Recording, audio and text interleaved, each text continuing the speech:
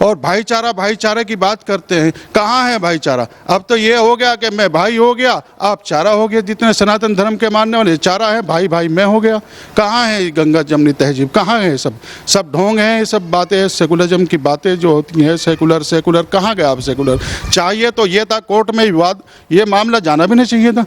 जो शिवलिंग है उसको आज जो ये फव्वारा गैंग जो है, फव्वारा गैंग, जैसे फव्वारा गैंग जमीयत उलमा हिंद हुआ, आपका ये असदुद्दीन ओवैसी हुआ, और तमाम जितने ये मुस्लिम संगठन हैं, फव्वारा गैंग है, ये उसको फव्वारा बता रहे हैं। फव्वारा उस वक्त कहाँ था? उस वक्त तो आप देखें बिजली थी भी नहीं। काफ़ी मस्जिदों में छेड़छाड़ चल रही है, संदेश दिए जा रहे हैं, मैसेज भेजे जा रहे हैं कि मस्जिद में कहीं इस तरह की कहीं अगर कोई निशान या कुछ सबूत हैं उस वक्त के, वो तमाम मिटा दिए जाएं। सनातन धर्म के मानने वालों को उस विवादित स्थल को, विवादित पूजा स्थल को सौंप देना चाहिए। नमस्कार, स्वागत है आपका एडवांस इंडिया पर। मैं हूं नवीन चौहान। ज्ञानवापी मुद्दे पर मुस्लिमों की बड़ी चुप्पी है, और अगर कोई कुछ बोल रहा है तो सिर्फ एक बात कि वहां शिवलिंग नहीं बल्कि फव्वारा है।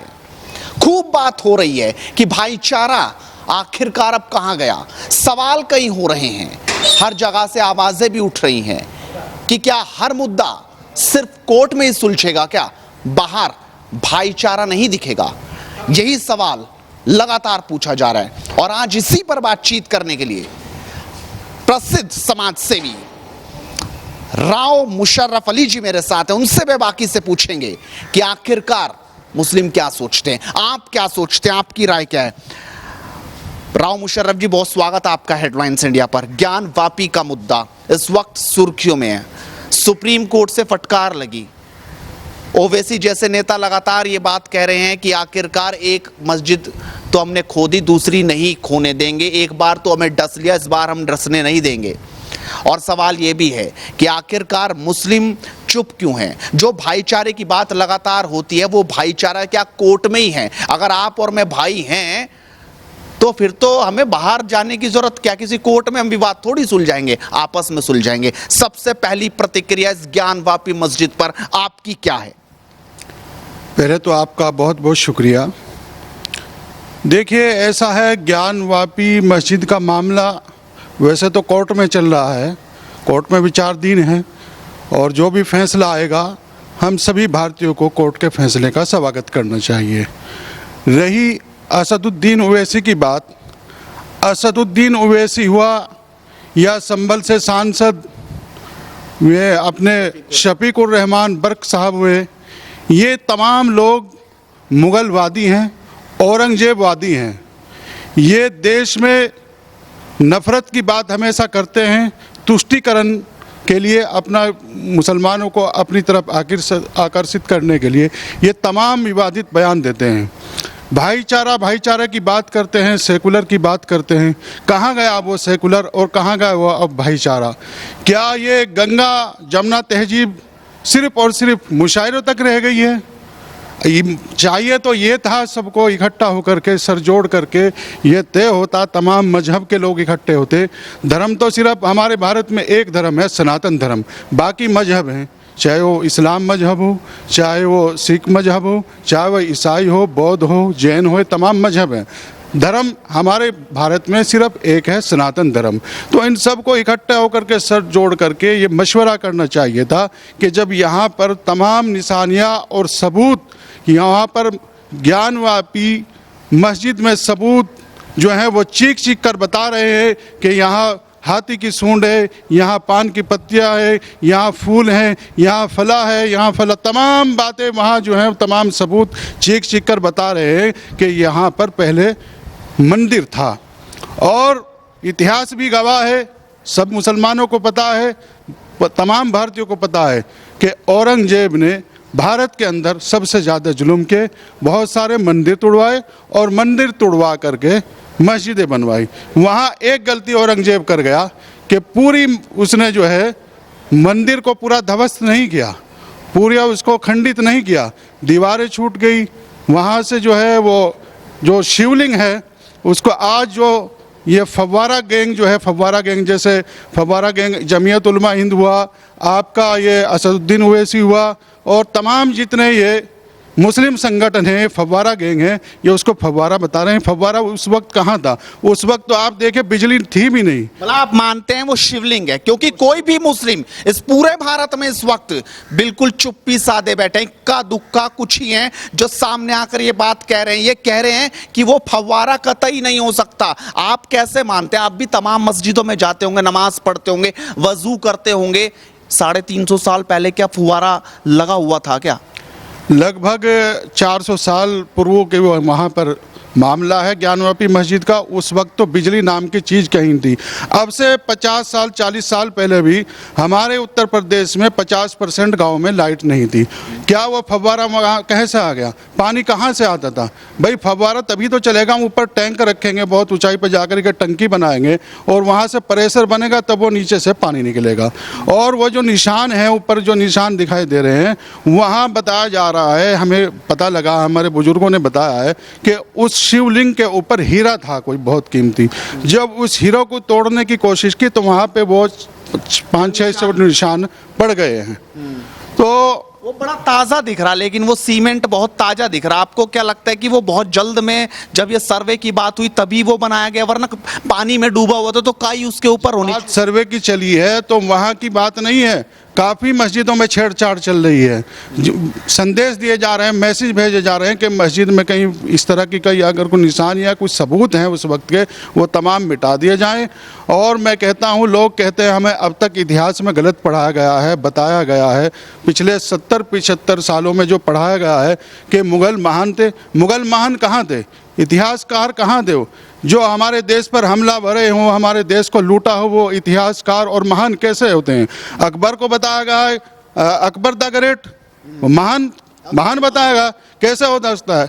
जिन्होंने हमारे पुरखों का कत्ल किया हो, हमारे देश को लूटा हो, हमलावर रहे हों, वो कैसे महान हो सकते हैं? महाराणा प्रताप जैसे महापुरुष को घास की रोटी खाने पर मजबूर किया हो, कितनी अफसोस और घिनौनी बात है।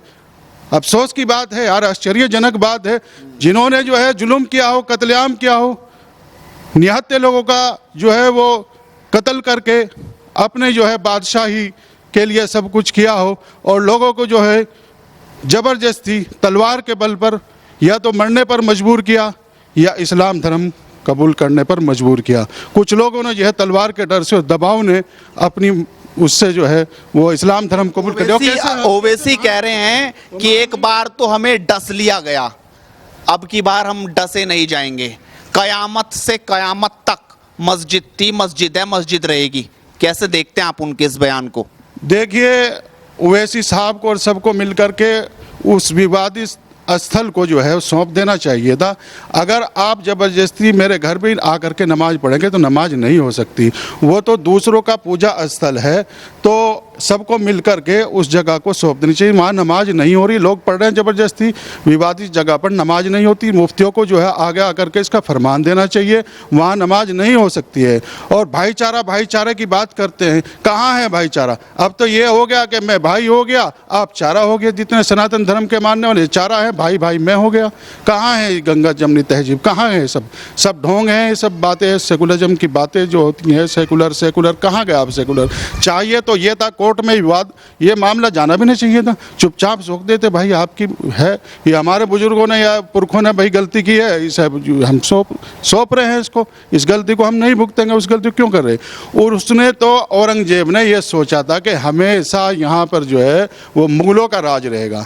ये नहीं मालूम था कि 400 या 350 साल बाद जो है यहाँ पर सनातन धर्म का भी राज है। आज वक्त आ गया है, हमारे पुरखों की जितनी मंदिरें तोड़कर मस्जिदें बनाई हैं उनको वापस लेने का वक्त आ गया है। और हम सबको आगे आकर के जो है कोर्ट का भी स्वागत करना चाहिए, और ये जितने भी तमाम मंदिरें तोड़कर मस्जिदें बनाई गई हैं वो तमाम वापस लेनी चाहिए। मैं तो कहता हूँ औरंगाबाद में जो शहर है, औरंगाबाद में जो वहाँ की जामा मस्जिद है, मुझे शक है वे भी वहाँ पर ज़रूर मंदिर को तोड़कर बनाया गया होगा। और आपके कर्नाटक के अंदर बीजापुर शहर है, बीजापुर शहर में भी मैं वहाँ पर गया था, मुझे ऐसा लगा है जो वहाँ की जामा मस्जिद है वो भी ज़रूर कभी मंदिर होगी, और उस मंदिर को तोड़ करके जो है वहाँ मस्जिद बनाई गई है। मतलब आप ये मानते हैं कि सबको अब बैठ के बात करनी चाहिए, और आप कह रहे हैं कि ऐसी मस्जिद में नमाज लगेगी ही नहीं, होगी, होनी भी नहीं चाहिए जहां पर शिवलिंग हो या जहां पर और दूसरे धर्म की जो आकृतियां हैं वो नजर आए। अब मतलब ये आप मानते हैं कि जो आपकी धार्मिक पुस्तक है उसमें ये पूरी तरीके से लिखा हुआ है कि ऐसी जगह पर जहां विवाद हो वहां पर नमाज नहीं होनी चाहिए? नहीं हो सकती। आप रास्ते में भी अगर ज़बरदस्ती नमाज पढ़ेंगे, किसी के घर भी पढ़ेंगे, तो नमाज नहीं हो सकती। मैं तो कह रहा हूँ दारुल उलूम का सबसे पहले फतवा जारी करना चाहिए था, जमीयत उलमा हिंद को आगे आना चाहिए था। अगर वे भाईचारे अमन शांति की बात करते हैं तो उनमें अब तक आगे क्यों नहीं आए, कोर्ट में क्यों गया मामला, इसको तो जो है बैठकर निपटाना चाहिए था। मैं समझता हूँ फिर ये तमाम लोग जो है मुस्लिम संगठन है, ये जितने भी सामाजिक संगठन बने हुए हैं मुसलमानों के, ये सब ढोंगी है, ये ढोंग करते हैं, खालिस जो है चंदा ऐंठने का काम करते हैं। और जमीयत उलमा हिंद तो ये चाहती है हमेशा कि मुसलमान के साथ झगड़ा हुए तो झगड़े के इंतजार में, दंगे के इंतजार में है, कह देंगे फिर रुका उतार देंगे, मुसलमानों को हिंदुस्तान में परेशान किया जा रहा है, खाड़ी दोस्त से जो है वो हवाले के जरिए पैसा आ जाएगा, कुछ हिंदुस्तान के उद्योगपति हैं वो इनको पैसा दे देंगे कि मुसलमान लग रहा है कि सिर्फ दुकान चला रहे हैं, मतलब मुस्लिमों को भड़काकर कुछ धर्मगुरु हो या कुछ नेता हो, जिस तरीके से ओवैसी लगातार बोल रहे हैं और धार्मिक नारे लगातार लगवा रहे हैं, लोगों को भड़का रहे हैं। आपको लगता है कि सिर्फ भड़काने की ये साजिश हो रही है कि जितना ज्यादा भड़केंगे उतना ज्यादा दुकान चलेगी, नेता हो या फिर इस तरह के मौलाना मौलवी? ये सब यही बातें हैं, दुकान चलाने के लिए कर रहे हैं। ये सब उवैसुद्दीन हुआ या बरक साहब हुए संभल से जो सांसद है, ये सब तुष्टिकरण का और राजनीतिक मामला है ताकि लोग हमारी तरफ आए मुसलमान और हमारी तरफ से खिसके ना। और जमीयत उलमा हिंद भी यही चाहती है कि भाई ये जो है लोग परेशान होंगे, झगड़ा होएगा, चीते पिटेंगे, यहाँ तुम्हारे पास आएंगे, सब दुकानदारी और राजनीति और तुष्टिकरण का मामला है।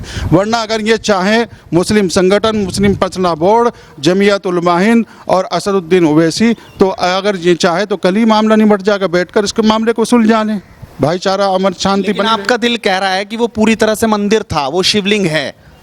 वो नहीं, हजारों ऐसे मस्जिद आपके भारत में है जो मंदिरें तोड़कर मस्जिदें बनाई गई है। खाली ज्ञानव्यापी नहीं है, वहाँ तो ज्ञानव्यापी पाठशाला भी चलती थी, उसके अंदर ज्ञानव्यापी मंदिर भी था और ज्ञानव्यापी पाठशाला भी उस वक्त पे चलती थी। कई मुस्लिम तो जो है, जो मुगल थे, उनको सब कुछ मानते हैं कि ये तो बादशाह रहे। आप मानते हैं उनको कुछ कि नहीं? देखिए, वो हमेशा हमलावर रहे हैं, हिंदुस्तान को लूटा है, लोगों को ज़बरदस्ती उन्होंने कत्लेआम किया है, इसके अलावा उन्होंने कुछ नहीं किया। वो इतिहासकार नहीं हो सकते, हमें गलत बताया गया है, गलत पढ़ाया गया है। अब कुछ नेताओं को और कुछ लोगों को माफ़ी मांगनी पड़ सकती है कि वो महान नहीं थे, अकबर हर मुगल और ये सब तमाम महान नहीं थे, ये हमलावर थे, देश के गद्दार थे, देश को लूटा है, सनातन धर्म को, सनातन संस्कृति को कुचलने का काम किया। कैसे इतिहासकार हो सकते हैं, कैसे महान हो सकते हैं मुगलवादी? आज भी उनके वंशज हैं, वही बोल रहे हैं, ये सब उनके वंशज ही जो है मस्जिद कर रहे हैं। जो असली राष्ट्रवादी मुस्लिम हो, चाहे वो हिंदू हो, चाहे वो किसी धर्म का भी और मजहब का मानने वाले, तमाम ये कह रहे हैं कि हाँ वो मंदिर था और मंदिर ही रहेगा। क्या अपील करेंगे आज? मैं अपील करना चाहता हूँ तमाम भारत के लोगों से, आपके चैनल के माध्यम से, कि देश में अमन शांति भाईचारा बनाए रखें। और इसी में हम सब की भलाई है कि वो जो ज्ञानव्यापी मस्जिद का मामला चल रहा है वो मंदिर था, और उसको जो है प्यार और मोहब्बत से सनातन धर्म के मानने वालों को उस विवादित स्थल को, विवादित पूजा स्थल को सौंप देना चाहिए।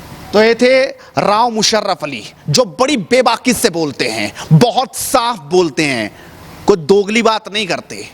और आज इनकी सटीक बात पूरा देश देख रहा है कि इन्होंने जो कहा, अपील भी की। आप भी अपनी राय रखिए, क्या आप सहमत हैं राव मुशर्रफ अली की बातों से? आप क्या सोचते हैं? साथ ही इस वीडियो को शेयर कीजिए और लगातार जुड़े रहिए हेडलाइंस इंडिया के साथ, क्योंकि मुद्दे की बात इसी तरीके से बदस्तूर जारी रहेगी। नमस्कार।